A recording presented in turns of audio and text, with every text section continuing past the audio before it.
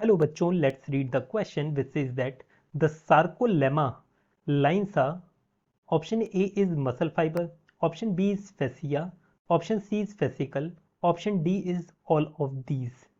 तो यहां पर हमें बताना है सार्कोलेमा किस चीज को लाइन करता है। देखिए यहां पर की कॉन्सेप्ट क्या है इस क्वेश्चन का। The key concept is muscle fibre. Muscle fibres. जब हम मसल फाइबर्स की बात करते हैं तो मसल फाइबर्स आप लोगों को कहाँ देखने को मिलते हैं, ये मसल बंडल के अंदर देखने को मिलते हैं। बेसिकली जो स्केलेटल मसल होती है ना, मान लीजिए ये है स्केलेटल मसल। इस स्केलेटल मसल के अंदर खूब सारे क्या होंगे, मसल बंडल होंगे। इस तरीके से ये क्या है, मसल बंडल है, मसल बंडल्स। इन मसल बंडल्स को हम क्या बोलते हैं, इन मसल बंडल्स को हम फेसिकल्स भी कहते हैं, फेसिकल। अब अगर आप एक मसल बंडल को जूम इन करके देखोगे तो ये कुछ इस तरीके से देखने को मिलेगा। ये है मसल बंडल। एक मसल बंडल के अंदर खूब सारे मसल फाइबर्स होते हैं, इस तरीके से मसल फाइबर्स होते हैं खूब सारे।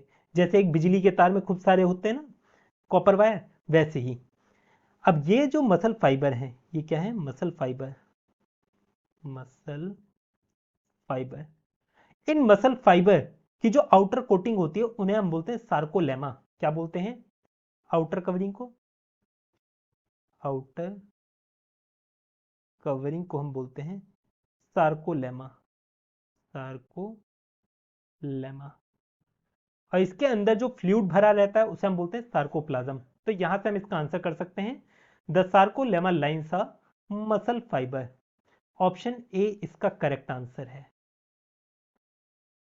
और वहीं पर ही फेसिकल्स में ये चीज नहीं पाई जाती। फेसिकल्स हमारे मसल बंडल होते हैं, मसल बंडल के अंदर जो मसल फाइबर होते हैं उसकी ये लाइनिंग होती है।